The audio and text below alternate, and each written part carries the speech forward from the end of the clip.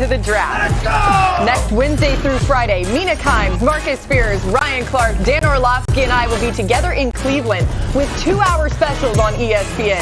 In-depth tapes, next-level analysis, and all the latest news from the 2021 NFL Draft. Don't miss it.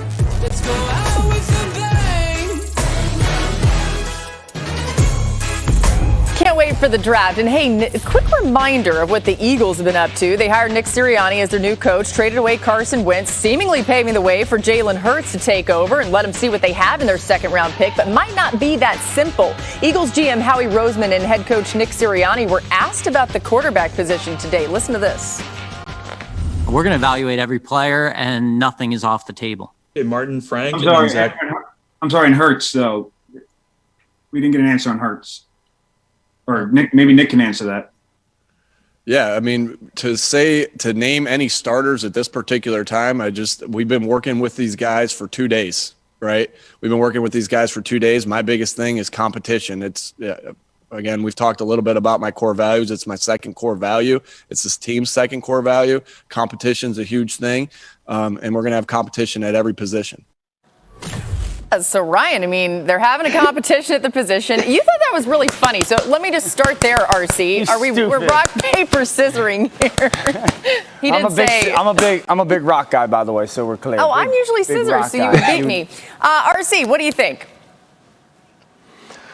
You know, I think this is crazy. When you look at the whole offseason saga of the Philadelphia Eagles, many people thought that they were going after Nick Sirianni so they could keep Carson Wentz. Obviously, he gets traded away to Sirianni's former team. And then when you have Jalen Hurts in the building and you trade back, it's thought that Jalen Hurts is your guy. There isn't a world where it's open competition between Jalen Hurts and Joe Flacco. Is it like that? That isn't a real thing. And so when I'm starting to look at this team, this looks like a team that's in disarray, like a team that refuses to have a direction. They had an opportunity to stand behind their quarterback and understand that it doesn't actually mean he has to start. It doesn't have to mean that he is the quarterback of the future, but it gives your team some direction. It lets you know that this is who we believe in. This is a guy that can be our franchise quarterback, and we also love the person. They won't do that. And so to me, the Philadelphia Eagles continue to send out smoke screens to say, you know what? We aren't ready for this moment. Now, if they want somebody to be in play for their pick, that's another thing. But nothing from the offseason, from their new head coach or from their GM gives me any faith that the Eagles will right the ship in 2021. Yeah, I mean, Dan, they also left the door open to RC's point that they might take a quarterback. That was really interesting if they were picking at 6. They're not doing that anymore. When you think about that, plus not naming Hurts the starter, what comes to mind? They're not taking a quarterback, nor should they, okay? Trading back tells me nothing about what they think of Jalen Hurts. Trading Carson Wentz tells me everything of what they think about Jalen Hurts. You moved on from Carson Wentz because you think that Jalen Hurts can be your guy. Here's the thing, Philly. You drafted this kid in the second round with the intention that eventually he could potentially be your starting quarterback. You should be sitting there hoping like, oh my goodness, we might be one of those teams that luckily drafts a quarterback in the second or third round. He ends up being a really good player. He's our starting quarterback on the cheap, and we can use picks elsewhere.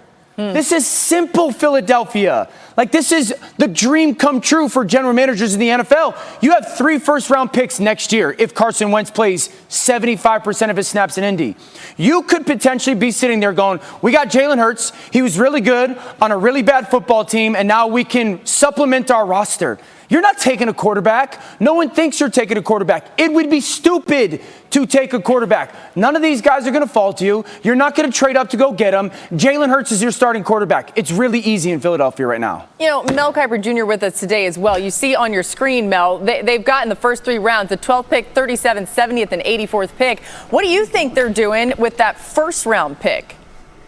Well, they moved on from Carson Wentz, and Indianapolis is saying thank you. And now you have a situation where you had the 6th pick, and now you took yourself out of quarterback situation by moving to 12. They're not going to be a quarterback more than likely there at 12 anyway. So it does fit what they need, being at 12. Linebacker Micah Parsons could be there. Cornerback J.C. Horn, South Carolina, could be there. Devontae Smith or Jalen Waddle, both from Alabama, could be there. So if they get a wideout to help Jalen Hurts, both from Alabama, both former teammates of Jalen Hurts, would be a great move. You go from 6 to 12 and you still get a guy we would have considered at 6. So it could work out really well. The draft sets up well with the positions they need help. Wide receiver and corner are the two strongest positions in this draft. So for the Eagles, no. Quarterback, I don't worry about cryptic messages this time of year. You get all that craziness in the week leading up to the draft. Yeah, it's only going to continue, right, Mel? All right, we're going to continue something that we started here today. Well, we actually did it last week. But anyway, it's called Ask Mel. We're asking Mel some burning questions. And Mel, it's now my turn to ask you questions. So talk to me about this. The most successful second-tier quarterback as we look forward. Is it Davis Mills? Is it Kellen Mond?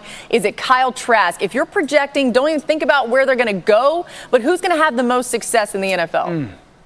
Laura, I'll give you 2 for the price of 1. I'm going to give you 2 guys. Davis Mills in the second tier. You mentioned out of Stanford. Yeah. Like him as a second-round pick, not a first-round pick, with only 11 career starts, and can he stay healthy and durable? I also think when you look at Davis Mills, beyond that second tier, there's a kid who probably would have been in the second tier, maybe in the first tier had he played, and that was Jamie Newman at Wake Forest, then at Georgia where he didn't play. But if you go back to 2019 at Wake when he was hooking up with Sage Surratt, underrated receiver in this draft who opted out, he was really throwing the ball well, and I think if the accuracy kept improving, he's mobile, he can use those legs to beat defenses.